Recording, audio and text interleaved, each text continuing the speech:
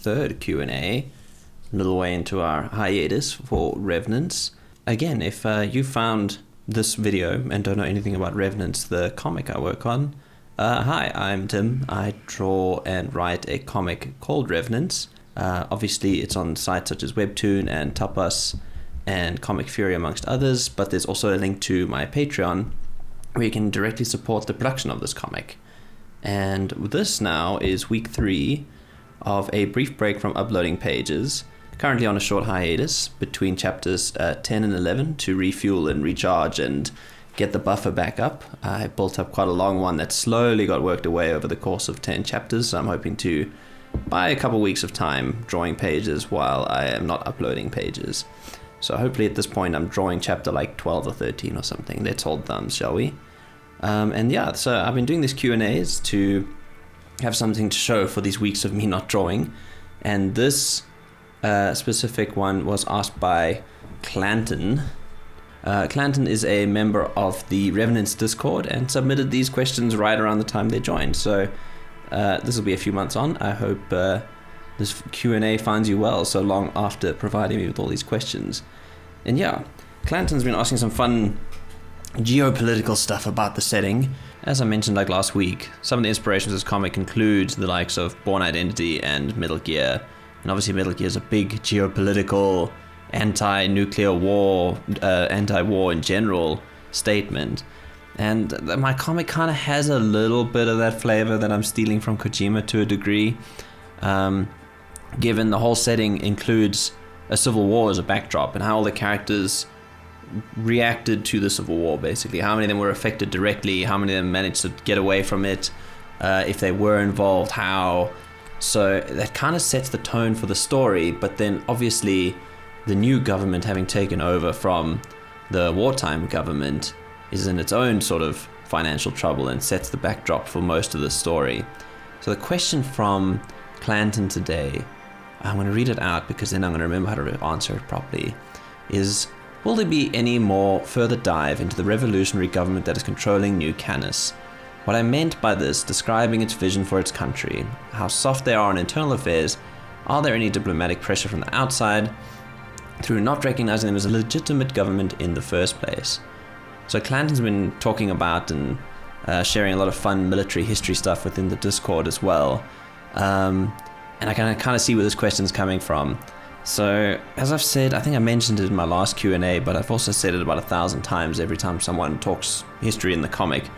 The loose setting for the comic is sort of bizarre South Africa, in that instead of having a peaceful transition, they descended into civil war. Like the specific politics of the warring factions, I've kind of left a little ambiguous. I've just got a vague, the previous government was oppressive, like hyper right-wing kind of government, in lieu of sort of an apartheid government, without going into the exact specifics. And the revolutionary, sort of more left-leaning sort of revolutionary party has come out of the winning the civil war, defeating the sort of incumbent party and defeating the army who were underprepared for it.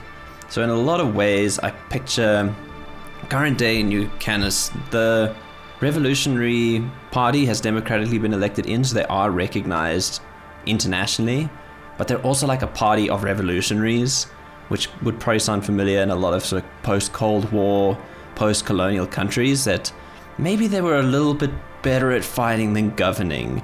And you see this a lot, I mean, like South American countries, African countries.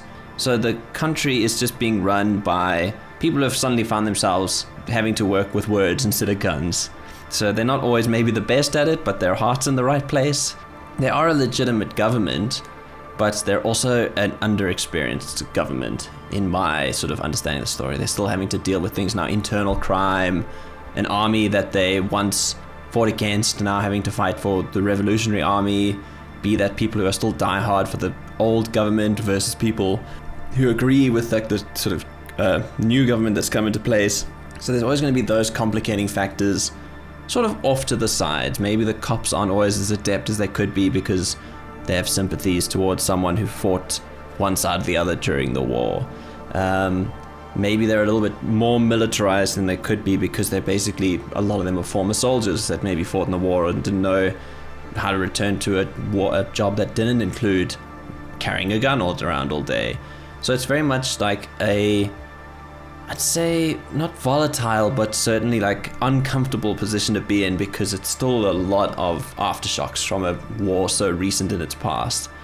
A lot of people who were soldiers 10 years ago are now having to do normal jobs around the city, and it's a very different lifestyle to what it was when the whole country descended into chaos. So I'd say it's just one of those countries that's like not quite on the brink, but is still trying to figure out what their footing as a new country that's not under an oppressive regime. And they are an established country that people recognize as such. It's like we went from the state of like Cold War and war all around us and internal conflict to like, well, now what? Because this new government's kind of trying to find their footing and sort things out and clean up their act and probably still fighting against a few internal factions that were sympathetic to the old regime. Which brings me to a modifier to Clanton's question, in that they ask, are there any government in exile representing said ousted loyalists of New Canis? I think in the transition, I think there's going to be a lot of people who ended up in jail or in exile or exiled themselves. So I think, if anything, there's maybe like a limited sort of like maybe faction within the government that's like, we're sort of a shadow of our former selves, but we're still going to be representative in parliament and stuff. So I don't think they're quite as dangerous as they would have been during the Civil War, but like there's still sympathies towards that kind of stuff. And it's things that leave a character like Max's motivations cloudy, because he is going to have a bit of backstory revealed that he's got quite a close connection to the events of Civil War, but was kicked to the curb in the process of transition. So there's going to be a bit more depth into what happened to him, because it's actually quite foundational to how he got there, how the other characters ended up with him. So there's some of this sort of stuff is going to creep into the story, but way later down the line. All right, cool. So that was a slightly shorter one today, and also one that was definitely stretched my ways of describing the story, because it is sort of stuff that looms in the background, but I haven't fleshed out entirely. And I seem to have a lot of fans of the comic who are like, oh, yes, like, so what did happen in the Civil War? And I'm like, stuff that I can't tell you yet, or stuff that I don't even know about. So I've definitely got a few Discord members stretching sort of what I had in the back of my mind that didn't really come to the fore. So it's fun to think about this sort of stuff, almost like a alternate history type thing based on what I know from my lived experience. And so I think that about wraps it up for today. I hope you guys enjoyed the slightly more geopolitical questions. And I hope you'll check out revenantscomic.com, which should still be, in a few months from when I'm recording this, a list of where to read the comic. Eventually I want that website to be an archive for the comic, especially because of the way online sites are going, and you can't always trust a website to be there from 1 month to the next when you're posting all of your work to it. So maybe one day that'll be the home for the whole comic, but for now it's a link out to several free resources as to where to read it, and of course the Patreon, where you can get all sorts of perks like full color pages, reading them a week before all the public sites, behind the scenes videos and process stuff out of Procreate, views of the 3D models that I use to create the backgrounds, and pretty much anything that I use to make the comic that I think people would be interested in seeing, including podcasts like this that'll be available a week earlier on Patreon. So I hope you'll come check it out, and I'll see you in the next week of Hiatus content.